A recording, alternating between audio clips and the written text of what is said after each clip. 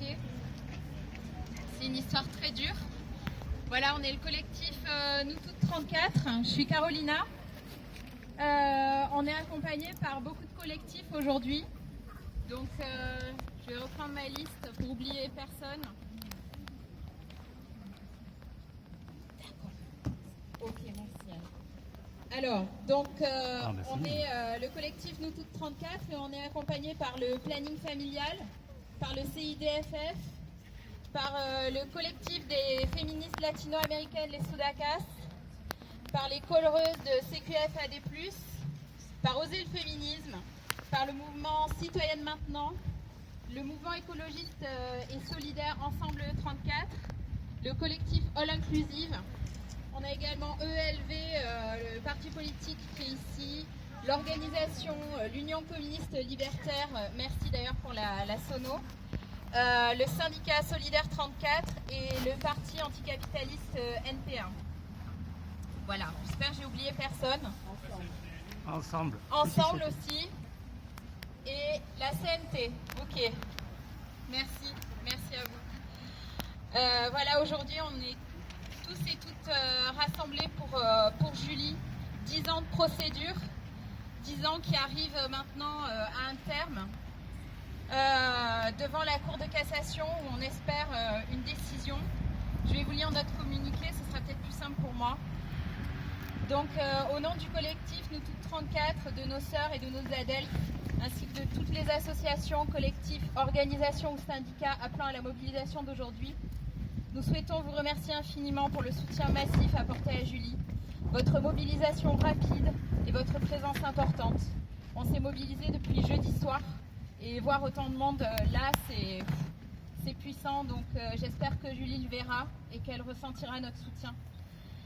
Si on est rassemblés aujourd'hui devant la cour d'assises de Montpellier, c'est parce que ce lieu incarne le déni de justice dont Julie et sa maman Corinne font les frais depuis maintenant plus de 10 ans.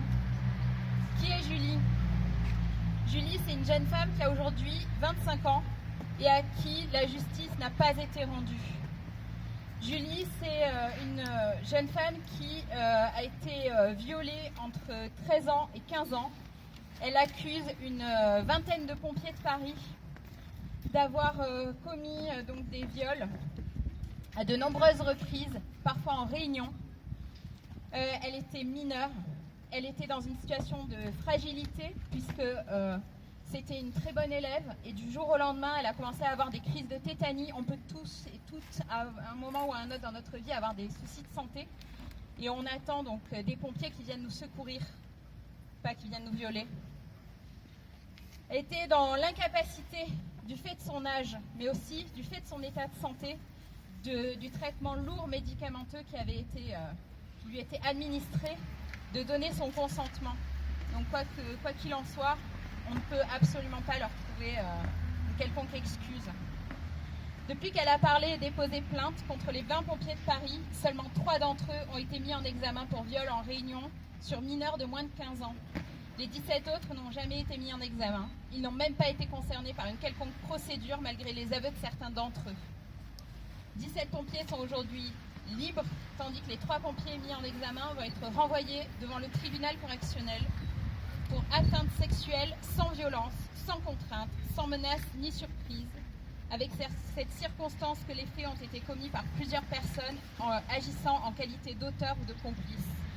On n'est même pas là devant un crime en fait. C'est décriminaliser le viol. C'est une déqualification, une correctionnalisation qui est proprement inacceptable. C'est la justice qui a décidé ça. Le 19 juillet 2019, la Cour d'appel de Versailles. Cette décision incompréhensible au vu de la gravité des faits, au vu de l'âge de Julie, au moment des faits et au vu des nombreux aveux de la part des pompiers désignés par la jeune femme, fait que cette décision est contestée par Julie et sa mère et sera portée à la Cour de cassation de Paris ce mercredi 10 février, où la Cour statuera sur la déqualification des viols en atteinte sexuelle.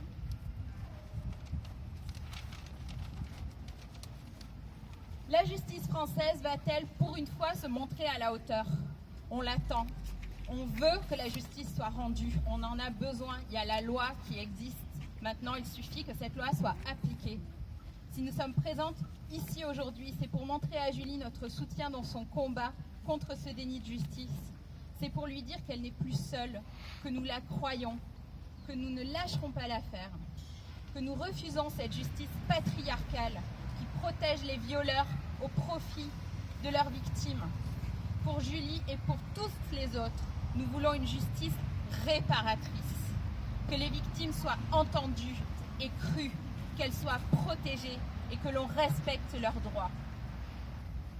La culture du viol et de la pédocriminalité règne et cela doit cesser. Une mineure de 13 à 15 ans ne consent jamais, elle ne consent pas. Il est impératif que la France s'aligne sur d'autres pays bien plus protecteurs envers les enfants au sein même de l'Union européenne.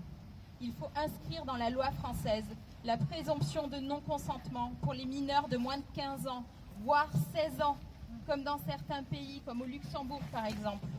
Julie était trop jeune, elle ne pouvait pas consentir et la qualification de viol devrait être automatique. Dans cette affaire, comme dans tant d'autres, nous retrouvons tous les ingrédients d'une justice sexiste dans un système patriarcal. Des hommes, l'État, la police, la justice, le corps militaire, parce que les sapeurs-pompiers de Paris sont des militaires, qui se protègent entre eux, qui minimisent les faits et les condamnations malgré les preuves accablantes et les aveux.